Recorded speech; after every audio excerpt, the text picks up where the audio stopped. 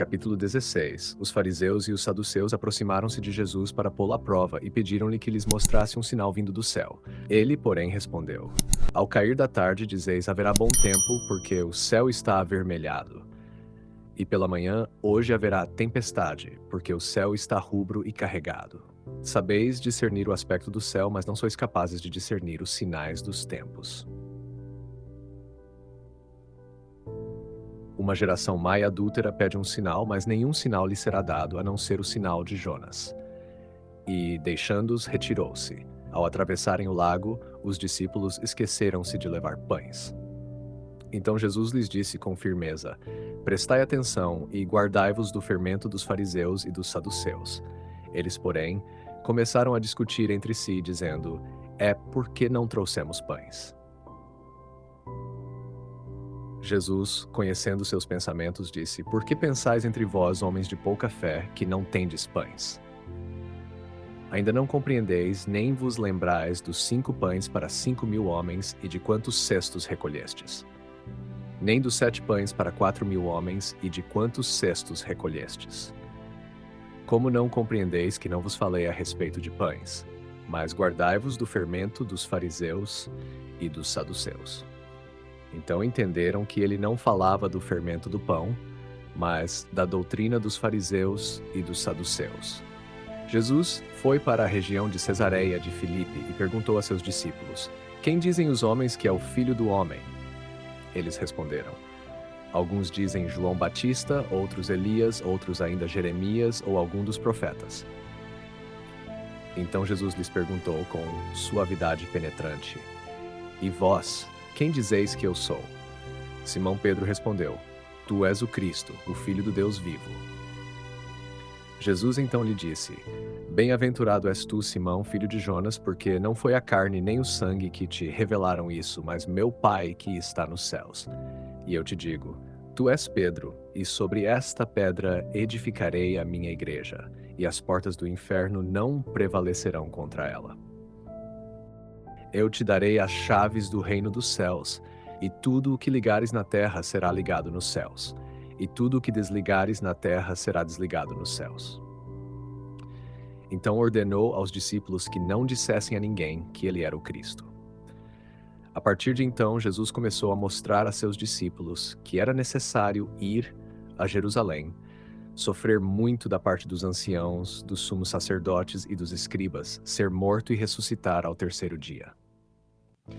Pedro, tomando-o à parte, começou a repreendê-lo, dizendo: De modo algum, Senhor, isso nunca te acontecerá. Mas Jesus, voltando-se, disse a Pedro com severidade: Afasta-te de mim, Satanás. Tu és para mim um escândalo, porque não pensas segundo Deus, mas segundo os homens. Então Jesus disse a seus discípulos: Se alguém quer vir após mim, renuncie a si mesmo, tome a sua cruz e siga-me. Tom grave, pois quem quiser salvar a sua vida vai perdê-la, mas quem perder a sua vida por causa de mim, vai encontrá-la. Que aproveita o homem ganhar o mundo inteiro se vier a perder a sua alma? Ou que poderá o homem dar em troca de sua alma? Porque o Filho do Homem há de vir na glória de seu Pai com os seus anjos, e então retribuirá a cada um segundo as suas obras. Em verdade vos digo, alguns dos que aqui estão não experimentarão a morte antes de verem o Filho do Homem vindo em seu reino. Comentário patrístico selecionado. Santo Agostinho de Hipona, obra, sermões e retratações. Contexto, catequese e pregação pastoral sobre a fé, a igreja e o seguimento de Cristo. Comentário patrístico sobre Mateus 16. 1. A cegueira dos que pedem sinais. Santo Agostinho observa que os fariseus e saduceus pedem um sinal não por ignorância, mas por endurecimento do coração. Eles veem os sinais exteriores do céu, mas recusam-se a reconhecer o sinal vivo que está diante deles. Open quote, eles pedem um sinal do céu, quando o próprio céu caminha na terra. Close quote. Para Agostinho, o problema não é a ausência de sinais, mas a falta de conversão interior. O sinal de Jonas aponta diretamente para a paixão, morte e ressurreição de Cristo, que será o sinal definitivo, não para convencer os orgulhosos, mas para salvar os humildes. Chave espiritual. Quem exige provas antes de crer, fecha-se à fé. Quem crê passa a compreender. O fermento dos fariseus, a corrupção interior. Ao advertir sobre o fermento dos fariseus e saduceus, Jesus não fala de pão, mas de doutrina e mentalidade. Santo Agostinho explica que o fermento age silenciosamente, transformando toda a massa. Assim também o erro interior corrompe toda a vida espiritual. Open quote, o fermento é pequeno, mas domina toda a massa. Assim é a soberba, pequena no começo, mas devastadora no fim. Close quote. Para Agostinho, o fermento farisaico é, sobretudo, a soberba religiosa, a confiança nas próprias obras, a recusa da graça. Aplicação espiritual. O maior perigo não vem de fora da igreja, mas de uma fé aparentemente correta, porém interiormente vazia de humildade. 3. Tu és o Cristo, a revelação que vem do Pai. Quando Pedro professa, Tu és o Cristo, o Filho do Deus vivo, Santo Agostinho sublinha que esta fé não nasce do raciocínio humano, mas de uma revelação divina. Open quote. Pedro não falou por si mesmo, mas como boca da igreja. Close quote. Aqui Agostinho estabelece um princípio fundamental. A fé da igreja precede a compreensão individual. Pedro crê antes de entender plenamente, e justamente por isso, ele se torna fundamento visível da comunhão. Nota doutrinal. A fé cristã não é uma opinião pessoal, mas participação numa verdade revelada por Deus ao seu corpo, que é a igreja. 4. Sobre esta pedra edificarei a minha igreja. Este é o ponto mais delicado e mais rico. Santo Agostinho, com precisão teológica, ensina duas verdades inseparáveis, evitando falsos antagonismos. 1. Cristo é a pedra em sentido último. 2. Pedro é pedra por participação open quote. A pedra é Cristo. Pedro é chamado pedra porque participa da pedra. Retratações 21, close quote. Ou seja, Cristo é o fundamento invisível e eterno, Pedro é o fundamento visível e histórico. A igreja se sustenta em ambos, sem contradição.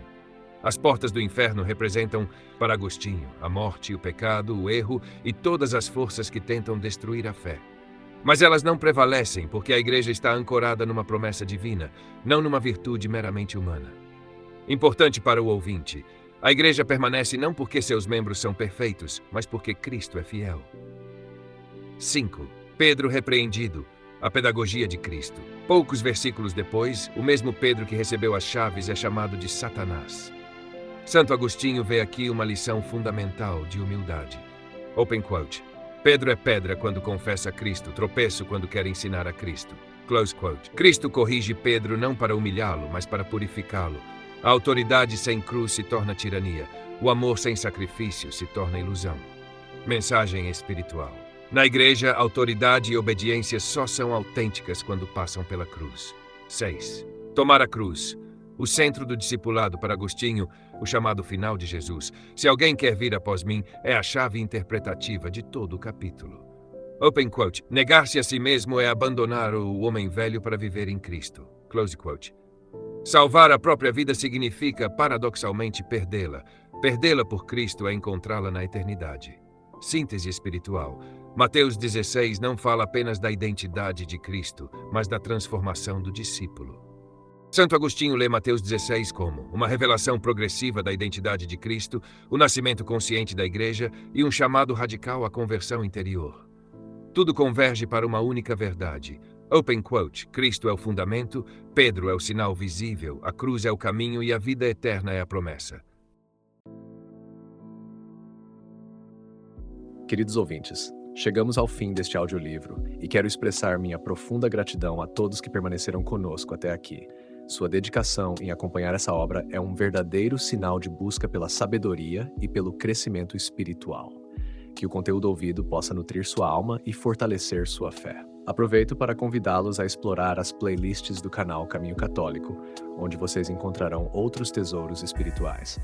São obras que podem acompanhar e iluminar sua jornada, como Castelo Interior de Santa Teresa de Jesus, Confissões de Santo Agostinho, Palavras Bíblicas com o Evangelho comentado por grandes eclesiásticos, Filoteia de São Francisco de Sales, Tratado da Verdadeira Devoção à Santíssima Virgem, de São Luís Maria de Montfort, A Imitação de Cristo, de Tomás de Kempis, e As Três Idades da Vida Interior, do padre Garrigou Lagrange. Cada uma dessas obras oferece um caminho profundo de reflexão e conversão, e espero que possam encontrar nelas a mesma riqueza espiritual que proporcionaram a tantas gerações. Nosso canal está sempre aberto para quem deseja aprender e crescer na fé. Continue nos acompanhando e compartilhando essa jornada espiritual. Mais uma vez, obrigado por sua presença e que Deus abençoe a todos.